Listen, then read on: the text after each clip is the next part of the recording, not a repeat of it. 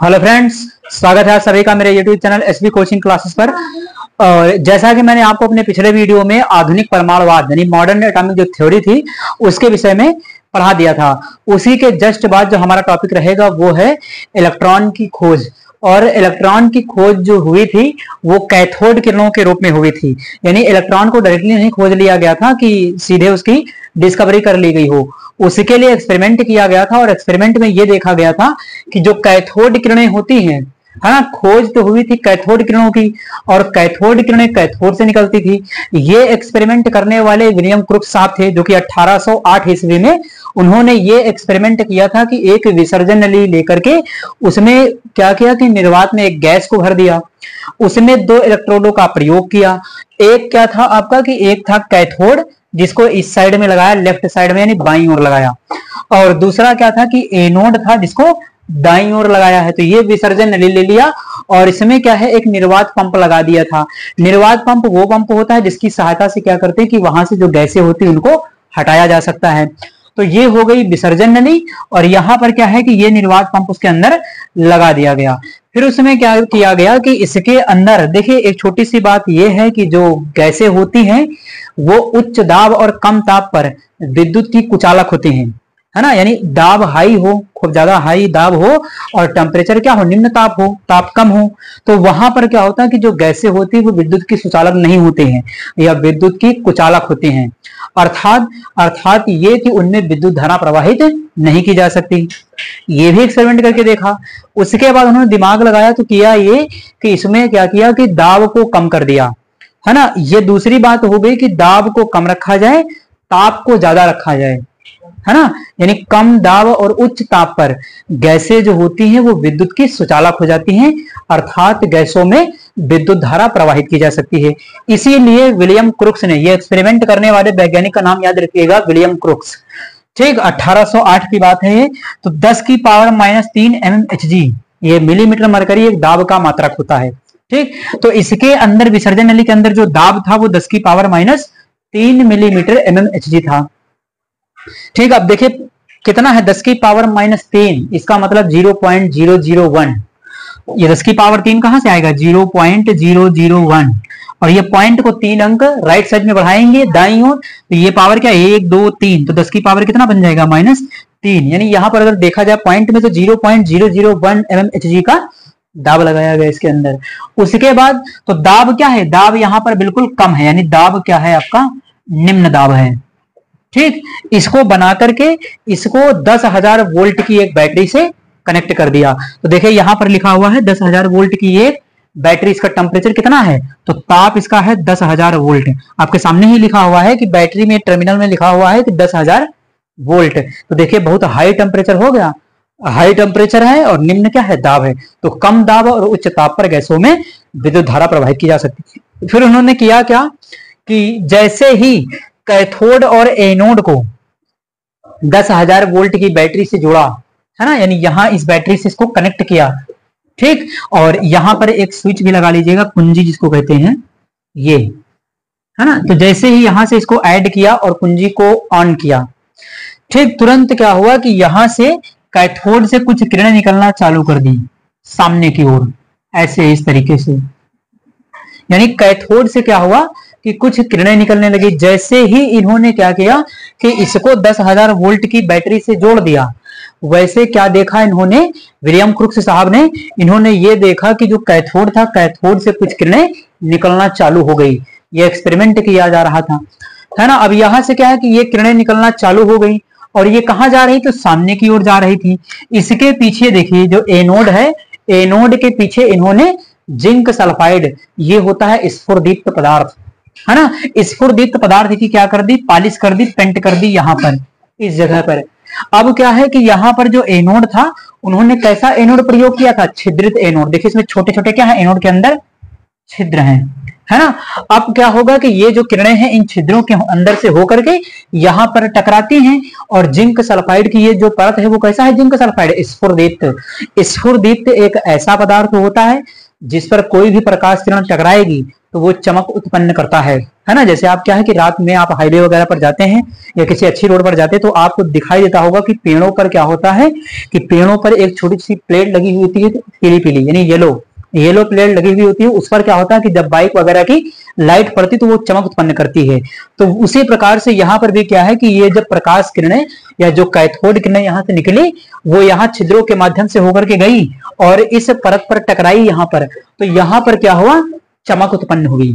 तो उन्होंने ये देखा कि कैथोड से कुछ किरणें निकलती हैं जो एनोड की तरफ जाती हैं, और एनोड के पीछे ये जो परत लगी हुई जिंक सल्फाइड की, स्फुरदीप्त पदार्थ की, उस पर क्या कर रही हैं, चमक उत्पन्न कर रही हैं।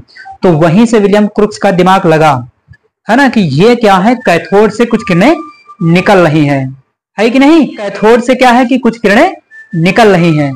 तो उसके बाद हुआ क्या कि फिर जब यहां देखा कि एनोड से कुछ किरणें निकल रही थी कैथोड से, तो इसीलिए क्या कहा इन्होंने, इन्हें कैथोड किरणों का नाम दिया, है ना। चूंकि ये किरणें कहां से निकल रही थी, कैथोड से निकल रही थी, और कैथोड पर कैसा चार्ज है, कैथोड पर नेगेटिव चार्ज है ना। तो बैटरी से जोड़ने के बाद कैथोड से कुछ किरणें निकलती हैं जो यहाँ पर क्या करती थी, चमक उत्पन्न करती थी। चूंकि ये किरणें क्या है, कैथोड से निकली हुई हैं, है ना, इसलिए इन किरणों का नाम कैथोड किरणें दिया गया था। तो विलियम क्रुक्स ने तो खैर इतनी ही बात की कि उन्होंने जो दिखा वो किया। उसके बाद इसी में कौन वैज्ञानिक आ जाते हैं, आपके टॉमसन, यानी जे टॉमसन। 1897 की बात है ना। इसी एक्सपेरिमेंट पर प्रयोग करने वाले जे थॉमसन थे। उन्होंने बहुत ज्यादा इसमें दिमाग लगा दिया, है ना। तो इतनी जो कहानी इसकी है, इस डायग्राम की, इसमें जो लिखा जाएगा वो मैं आपको बता देता हूं। जैसे मैंने अगर लिखना भी हो, वैसे मैं आपको नोट्स यहाँ पर स्क्रीन पर लगा देता हूं, आप उसको भी देख सकते हैं, है ना। तो इसको देख लीजिएगा आप, जिसमें थ्योरी लिखना है, लेकिन मैं बता भी देता हूं, है ना। यहाँ पर सबसे पहले क्या लिखेंगे, है ना, कि कम ताप, है ना, कम ताप और उच्च दाब पर गैसें विद्युत की कुचालक होती हैं, यानी गैसों में कोई भी विद्युत धारा प्रवाहित नहीं की जा सकती है। और ध्यान यहाँ ये भी रखिएगा कि इसके अंदर जो गैस भरी थी वो अक्रिय गैसें थी, है ना, जैसे हीलियम है ना, इस प्रकार से गैसें भरी हुई थी। तो उसके बाद क्या हुआ, फिर यहाँ पर क्या है कि गैसें क्या होती, विद्युत की कुचालक होती हैं उच्च दाब और कम ताप पर। लेकिन अगर कंडीशन बदल दी जाए, है ना, दाब को कम कर दिया जाए, ताप को ज्यादा कर दिया जाए, तो गैसों में क्या होता है, गैसों में विद्युत धारा प्रवाहित की जा सकती है। अतः फिर वैज्ञानिक विलियम क्रुक्स ने नली में कम दाब और उच्च ताप पर गैस भरी, ठीक। तो इसके अंदर क्या किया उन्होंने, गैस को भर दिया। और क्या किया, फिर इस विसर्जन नली को एक 10,000 वोल्ट की बैटरी से जोड़ दिया। जैसे ही इन्होंने क्या किया कि स्विच को, यानी यहां पर जो आपकी कुंजी है, ये स्विच कह लीजिए इसको, है ना, जोड़ करके जैसे ही कुंजी को ऑन किया, वैसे ही क्या हुआ कि उन्हें दिखाई दिया कि कैथोड से कुछ किरणें निकलती हैं जो विसर्जन नली की दीवार पर क्या है, जिंक सल्फाइड से टकराने के बाद चमक उत्पन्न करती हैं, है ना। चूंकि ये किरणें कहां से निकली थी, कैथोड से निकली थी, इसलिए इन किरणों का नाम कैथोड किरणें दिया गया, ठीक। तो ये तो कैथोड किरणों की खोज हो गई कि किस प्रकार से हुई, क्या किया एक्सपेरिमेंट और क्या दिखाई दिया उन्हें, ठीक, ये हो गया। अब उसके बाद क्या होगा कि कैथोड किरणों के गुण, इनमें बहुत सारे गुण होते हैं। आप इसका स्क्रीनशॉट ले लीजिए, फिर मैं एक एक गुण का डिटेल में आपसे डिस्कशन करूंगा।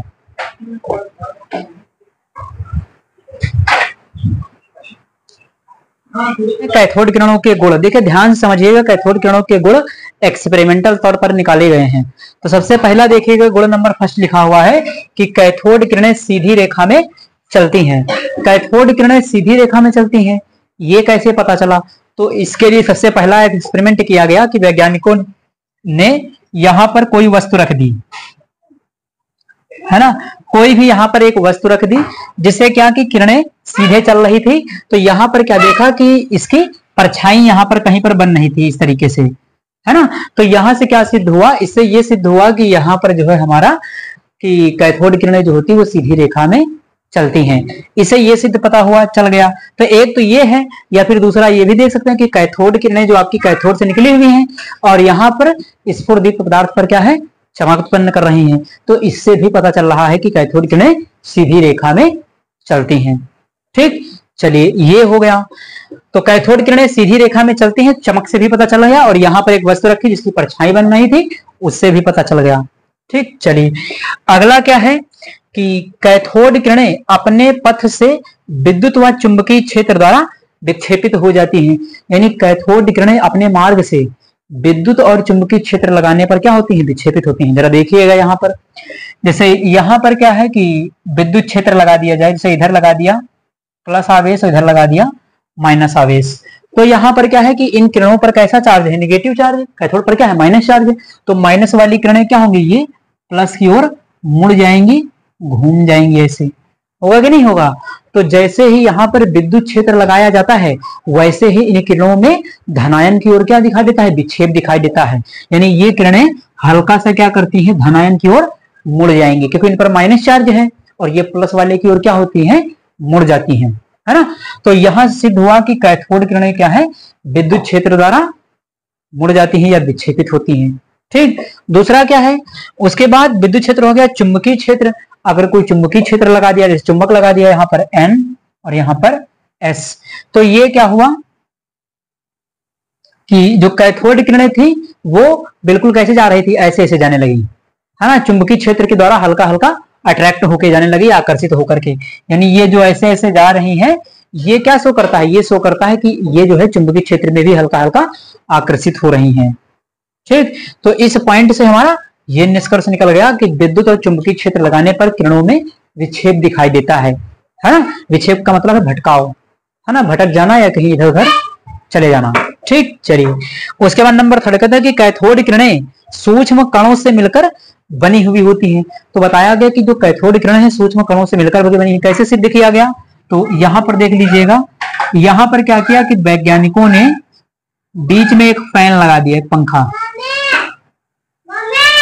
बीच में क्या किया, एक फैन लगा दिया वैज्ञानिकों ने।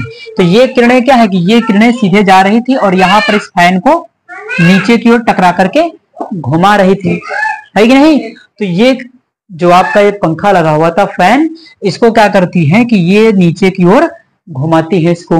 तो इससे क्या सिद्ध हुआ, इससे सिद्ध ये हुआ कि कैथोड किरणों के पास कण के गुण होते हैं और इनके अंदर गतिज ऊर्जा होती है ना।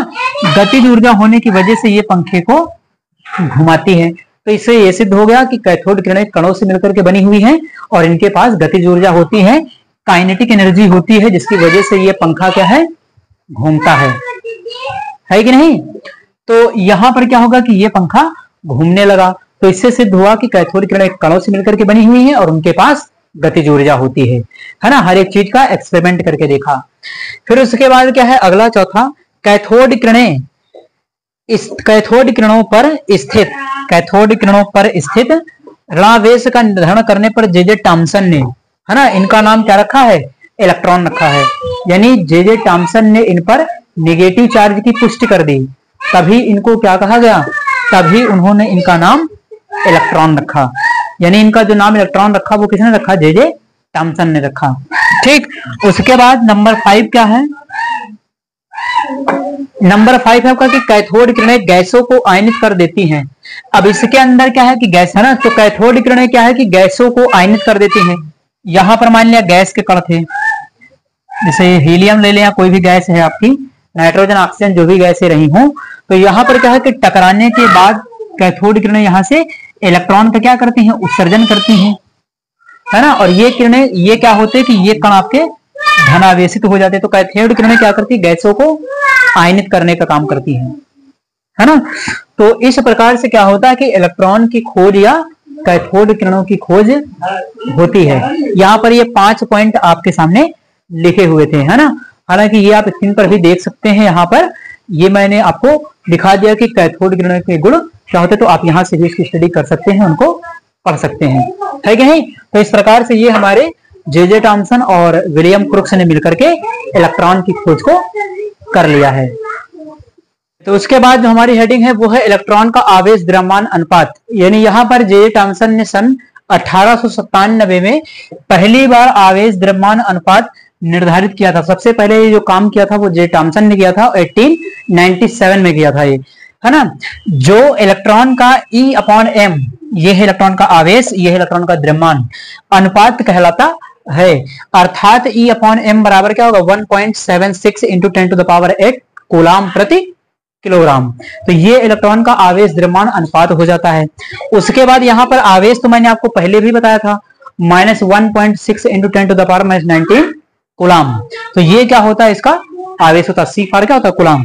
द्रव्यमान कितना है, 9.1 into 10 to the power minus 31 kilogram. तो ये क्या है, आपका द्रव्यमान हो जाता है और ये आवेश हो जाता है। तो यहां से आपको केवल 2 चीजें याद रखनी थी कि इलेक्ट्रॉन का आवेश और द्रव्यमान कितना होता है। तो इस प्रकार से हमारा जो आज का टॉपिक था इलेक्ट्रॉन की खोज यानी कैथोड किरणें, है ना, इसको मैंने आपको समझाने का पूरी तरीके से प्रयास किया है। उम्मीद करता हूं कि आप सभी को समझ में आया हुआ होगा और वीडियो को ज्यादा से ज्यादा शेयर करते रहिए। तो चलिए मिलते हैं फिर अपने नेक्स्ट लेक्चर में। Thanks for watching this video.